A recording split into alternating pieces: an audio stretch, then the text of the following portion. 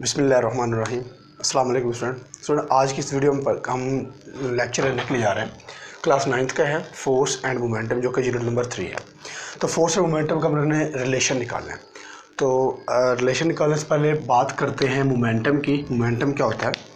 हमें पता है जो मोमेंटम होता है वो होता है एम और वी का प्रोडक्ट। मतलब वो मास किसी भी ऑब्जेक्ट का और उसी ऑब्जेक्ट की वेलोसिटी का जब हम प्रोडक्ट लेते हैं तो वो इज इक्वल टू आता है हमारे मोमेंटम के।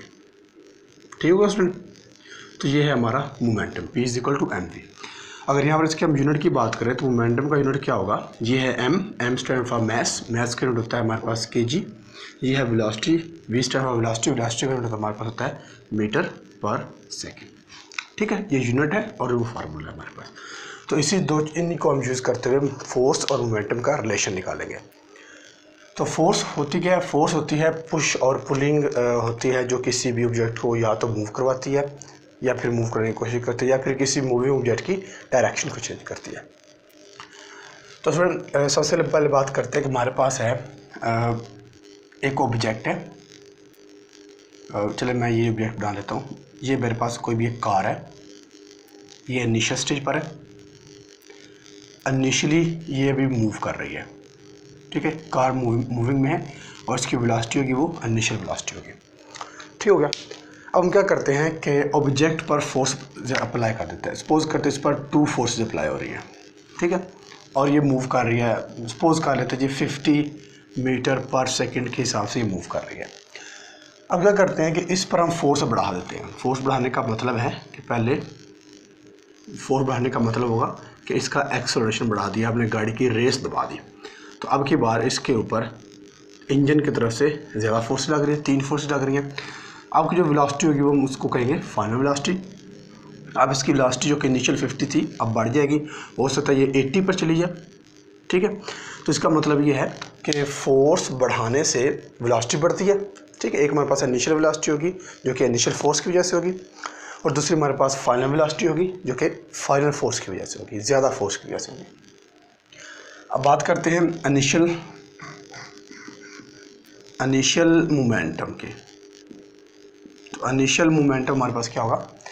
इनिशियल मोमेंटम हमारे पास होगा आई स्टैंड फॉर इनिशियल, और मोमेंटम का फार्मूला होगा MVI। लेकिन स्टूडेंट ये देखें कि इनिशियल मोमेंटम है और इनिशियल वेलोसिटी है, लेकिन जो M है उसके साथ हम इनिशियल नहीं लिखते। रीज़न इज़ दैट कि अगर यहाँ पर ऑब्जेक्ट 1000 kg का है ना, तो फाइनल वेलोसिटी में जाकर भी 1000 kg का ही वो रहेगा। फोर्स बढ़ाने से उसके मास में कोई चेंज नहीं आएगा, मास सेम रहेगा। तो चेंज उसकी सिर्फ वेलोसिटी होगी। तो इसलिए मास के साथ इनिशियल नहीं लिखते, वेलोसिटी के साथ इनिशियल लिखेंगे। उसके बाद हमारे पास होगी फाइनल मोमेंटम, जिसको हम PF से लिखते हैं, वो हमारे पास हो जाएगा MVF। ठीक हो गया। अच्छा, एक और चीज़ देखें कि 50 मीटर पर सेकंड से 80 मीटर पर सेकंड तक वेलोसिटी चेंज हुई है। तो चेंज होने में कुछ ना कुछ वक्त भी तो लगता है, टाइम लगता है। तो ये हम टाइम काउंट करेंगे T। कुछ ना कुछ टाइम तो लगेगा, चाहे वो 2 सेकंड लगे, 1 सेकंड लगे। अगर मैं निकालूँ यहाँ से चेंज इन मोमेंटम का चेंज हम लिखेंगे PF माइनस PI, जो कि हमारे पास आ जाएगा MVF माइनस MVI। तो चेंज हमेशा हम फाइनल से इनिशियल को सेपरेट करते हैं। रीज़न उसकी ये होता है कि फाइनल ज़्यादा क्वांटिटी में होता है और इनिशियल कम क्वांटिटी में होता है। जैसे कि ये है फाइनल 80 है और इनिशियल 50 है, दैट्स वाई। तो ये हमारे पास आ जाता है final momentum is equal to change in momentum.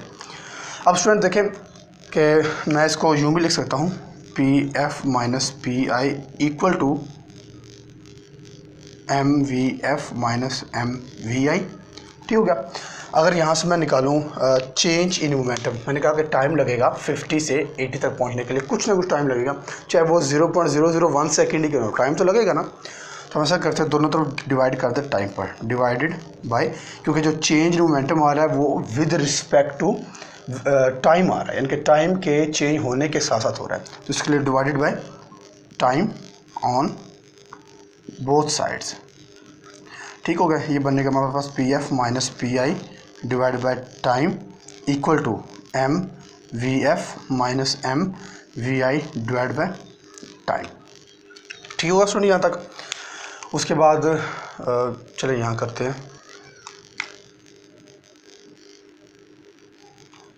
तो इसको मैं यूँ लिख सकता हूँ P F minus P I equal to इन दो में m कॉमन है हमारे पास। ठीक है, तो m हम कॉमन ले लेते हैं, V F minus V I divide by time.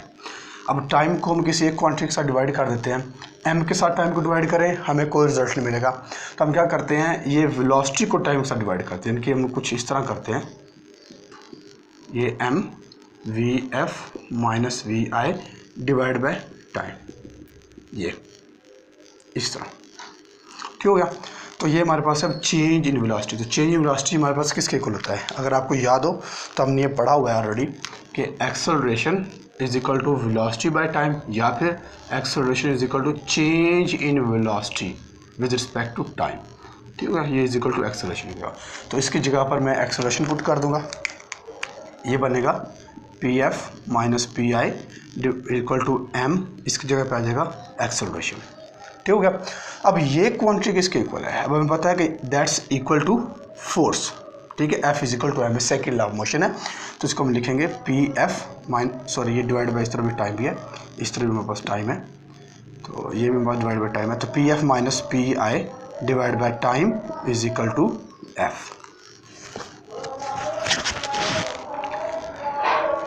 ठीक है student, is equal to F हमारे पास आ चुका है।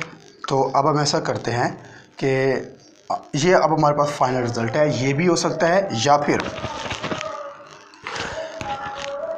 इसको हम चेंज भी कर सकते हैं कि टी को उस तरफ ले जाएं, तो ये बनेगा हमारे पास P F minus P I equal to F multiply by T. तो ये हमारे पास होगा फाइनल रिजल्ट इसका फोर्स मोमेंटम का रिलेशन। अब ये रिलेशन हमें ये बता रहा है कि जो चेंज इन मोमेंटम होता है with respect to time, change in momentum with respect to time, वो इक्वल होता है अप्लाइड फोर्स के। ठीक हो गया। यानी कि जब फोर्स हम अप्लाइड करते हैं तो कुछ ना कुछ टाइम लगता है मोमेंटम के चेंज होने में, ये मतलब है इसका। तो इसका हमारे पास ये है कि फोर्स और टाइम का multiple is equal to change in momentum होता है। अब स्टूडेंट हम यहाँ पर हम इसका यूनिट निकालते हैं, ये फोर्स का अगर हम यहाँ पर यूनिट निकालें, या फिर हम यहाँ फोर्स का न्यूटन देता है, इसमें हम चेंज मोमेंटम का यूनिट निकालते हैं। तो चेंज इन मोमेंटम का यूनिट हमारे पास कुछ यूँ आएगा, फोर्स का यूनिट हमारे पास क्या होता है न्यूटन, और टाइम का यूनिट हमारे पास होगा सेकंड। तो Newton second is the unit of change in momentum. ठीक है, तो चेंज इन मोमेंटम देखिए, मोमेंटम का यूनिट होता है